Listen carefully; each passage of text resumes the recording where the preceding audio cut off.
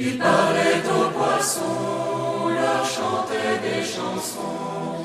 Il comptait aux oiseaux les bienfaits du Très-Haut. Paix et tout bien. Paxet Bonum, amis auditeurs, nous nous retrouvons pour notre petit quart d'heure franciscain à la découverte de ce frère universel François d'Assise qui marqua non seulement son époque, mais également tous les temps, qui est un véritable témoin pour notre Église, une inspiration, on le voit même pour notre Saint-Père le Pape François.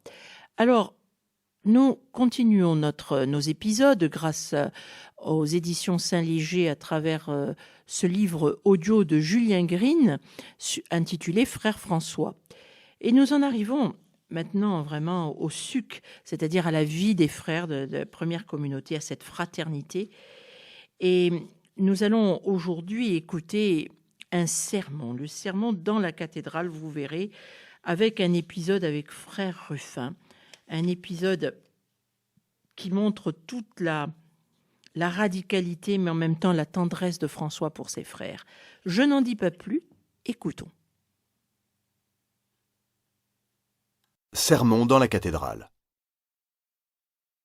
Si grande qu'elle fut déjà, la popularité de François s'accrut d'un coup d'une façon prodigieuse lorsqu'on apprit que le pape avait approuvé sa règle. François n'eut pas besoin d'en informer lui-même les populations. Les frères se chargeaient de ce soin. Qu'elle ne fût que verbale, n'infirmait en rien la permission de prêcher accordée par Innocent III. Qui se fût avisé de la contester? La seule présence de François ranimait les aspirations religieuses dans toutes les classes de la société. Mais la soif de l'Évangile agissait autant que la curiosité. Assise voulait entendre celui qui autrefois l'avait scandalisé prêcher le Christ, et le prêcher dans une église où elle put voir de tous ses yeux le Fils qu'elle tenait déjà pour un saint. L'église Saint-Georges fut jugée trop petite pour contenir la foule. Pourquoi ne parle-t-on jamais de ce passionnant face-à-face dans la cathédrale? De l'église San Rufino, seule la façade reste à peu près telle que François la vit. Elle garde cette majesté un peu massive du style roman, simple dans son ensemble, mais d'une singulière richesse dans le détail. Une galerie de colonnettes la barre de droite à gauche sous les trois rosaces, pareille à des roues qui tourneraient immobiles au-dessus des portails. Beaucoup d'énigmes se lisent sur cette haute page de pierre grise. Dans le tympan du grand portail central, le Christ, en roi barbu et couronné, trône entre la lune et le soleil. D'un côté, sa mère assise allaite son enfant. De l'autre, Ruffin, l'évêque martyr. Voilà pour le ciel. Mais d'étranges choses se passent dans l'encadrement arrondi de la porte que gardent deux lions féroces, très occupés à dévorer celui-ci un mort, celui-là le bélier juif. Le plus curieux est dans une sarabande de bêtes fort suspectes qui se pourchassent en se mordant tout autour de l'entrée, l'encerclant d'une guirlande maléfique qui semble frétiller tant l'artiste a su les rendre vivantes. Lâchées là par le diable, elles jettent la note infernale si fréquente dans l'art du Moyen-Âge. Elles animent la pierre avec une vivacité hallucinante et créent un indéfinissable malaise. Ce n'est pas tout. Autour de la rosace centrale que protège le lion, le bœuf, l'aigle et l'homme, symboles des évangélistes, rôdent les ombres de certains animaux mutilés par le temps et presque disparus au point de ne laisser que la trace de leurs pattes. Assise était à une demi-heure de marche de Rivotorto. On dut aider François, affaibli par le jeûne. Sans doute le mena-t-on à dos d'âne jusqu'à la cathédrale. Et comme c'est encore l'usage dans certaines églises d'Italie, on le fit monter sur une tribune au lieu de l'emprisonner dans une chaire. Cela lui donnait la liberté de mouvement dont il avait besoin, car il lui fallait aller et venir en parlant, avec la gesticulation qui lui était habituelle. Lorsqu'il considéra sa ville natale, presque tout entière autour de lui, devant ces milliers de visages tournés vers le sien, sa faiblesse physique disparut, cédant la place au feu d'une énergie soudaine qui lui rendit sa jeunesse. Ce qu'il dit, nous ne pouvons que le deviner. Mais il n'avait que le Christ de l'Évangile dans le cœur, et ce n'était qu'un cri d'amour qui s'échappait de ce cœur ardent comme celui d'un prophète. Ces paroles, d'une simplicité bouleversante, allaient droit à la conscience de chacun. La tendresse de Dieu passait dans cette voix qui émouvait avec la séduction mystérieuse d'un chant. Mais il ne s'agissait pas seulement de rendre la joie aux âmes inquiètes s'interrogeant sur leur salut. Toute la ville était coupable. L'avarice resserrait les cœurs comme les cordons d'une bourse. La luxure tuait l'amour. Les haines politiques chassaient l'Évangile mieux que les coups d'épée. Il savait tout cela parce qu'il connaissait tous les habitants de sa ville et qu'il avait vécu comme eux parmi eux. Ne le connaissaient-ils pas, eux aussi? La confrontation dut être saisissante. Ce religieux, grossièrement vêtu et la corde au rein qui arrachait larmes et soupirs en parlant de Dieu, il l'avait vu 4 ans plus tôt, roi de la jeunesse, dissipé en seigneur et dans le désordre des sens les écus de son père le drapier. Tous s'en souvenaient parfaitement, et lui ne l'avait certes pas oublié, mais il y avait ceci qui faisait passer un frisson. Le Seigneur s'était emparé de l'homme de plaisir et avait pris sa place pour parler à chacun des habitants d'Assise. Dieu s'était déguisé en pauvre et clamait son évangile comme jadis en Terre Sainte. On eût cru que François disparaissait derrière la personne dont il parlait le langage.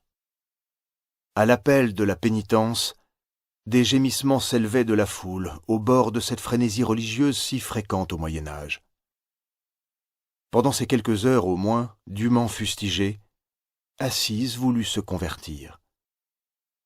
Elle avait son prophète, elle tenait son saint. Elle ne le lâcha plus. On peut espérer que la bonne Pica était encore en vie et put entendre son fils dont elle avait prédit la gloire spirituelle. Et Bernardone? On ne sait rien. Peut-être derrière un pilier se posait-il des questions. Les frères n'assistèrent pas à ce triomphe. Restés à Rivotorto, ils eurent cependant une consolation de choix sous la forme d'une vision étonnante. François n'était pas encore de retour, qu'ils virent entrer par la porte un char de feu, lequel traversa la cabane, sortit, revint, sortit encore, revint une dernière fois, puis disparut, laissant les frères terrifiés et ravis. Car dans cette lumière surnaturelle, ils avaient reçu la grâce de voir clairement dans la conscience les uns des autres, et nul doute, n'y virent que du bien. C'était l'âme de leur frère François qui les dédommageait ainsi de son absence, en leur portant ce témoignage de son amour.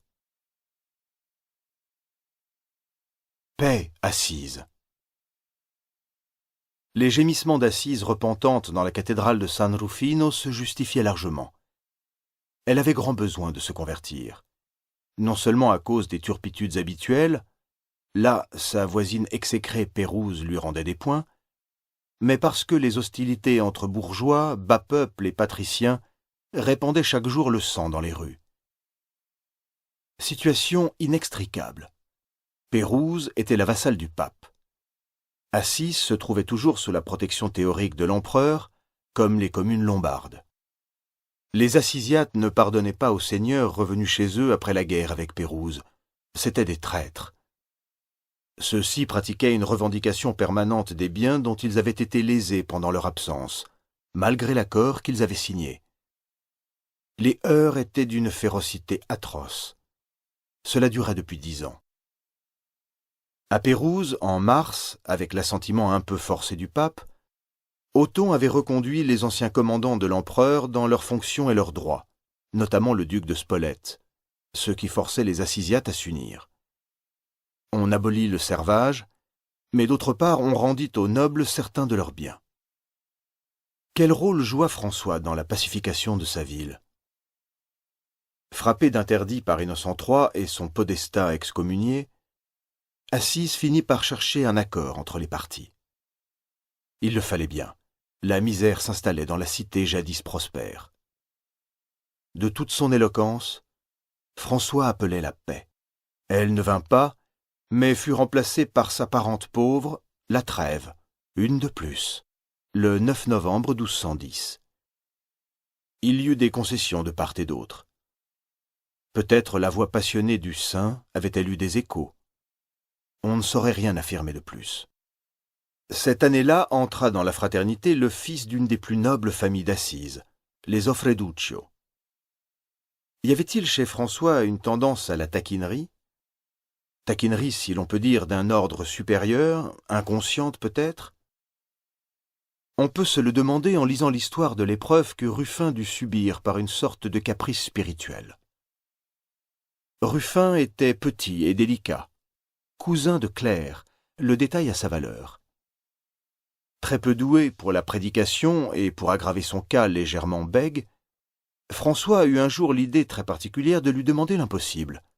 « Va prêcher à San Rufino. » Consterné, Ruffin prie humblement d'être dispensé d'un devoir qu'il est sûr de ne pouvoir accomplir.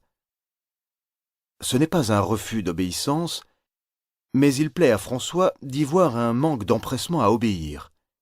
Et il ordonne à Ruffin d'aller prêcher à la cathédrale à demi nu, vêtu seulement de ses braies. Cette fois, Ruffin s'incline et part pour l'église de San Rufino, martyr. Y arrive, monte à la tribune et commence un sermon sur la pénitence. Un concert d'éclats de rire salue cette étrange apparition. S'agit-il d'une plaisanterie? Pas du tout. Le malheureux, de sa langue indocile, essaie de parler de Dieu, mais l'hilarité générale empêche qu'on ne l'entende. Cependant, à la portion cul, François se ressaisit tout à coup. Pourquoi cet ordre absurde qui fait inutilement souffrir un frère modèle? Aucune hésitation ne lui semble permise. Il ira sans tarder réparer son manque d'humanité. Accompagné de frère Léon qui porte sur le bras un habit, il se rend à la cathédrale, ôte sa tunique, reste à demi nu et prend la place de Ruffin. Nouvelle explosion de rire. Les frères ont-ils perdu la tête? Mais François se met à parler de la nudité du Christ dans sa passion, et soudain le silence se fait. L'émotion s'empara des fidèles en entendant des paroles qui leur serraient le cœur, et les larmes coulèrent sur ces visages un instant plus tôt déformés par une gaieté vulgaire. Ruffin devait devenir un des 3 frères qui accompagnèrent François et prirent soin de lui jusqu'à sa mort.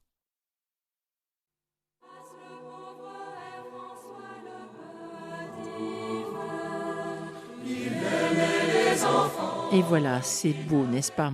Amis auditeurs, nous retrouverons François d'Assise, le frère François, par Julien Guérine, aux éditions Saint-Léger, dans cette publication audio. Nous retrouverons d'autres étapes de la vie de la communauté, et notamment nous reviendrons sur la portion cul et bien évidemment les premiers temps de la fraternité. Comment, de quelques frères, sont-ils devenus des milliers? Bonne et continuation avec nous sur les ondes de votre radio. Puis je vous rappelle bien sûr que vous pouvez retrouver donc ces émissions en podcast sur notre antenne. Aux oiseaux, les bienfaits du Très-Haut, ils louaient le soleil.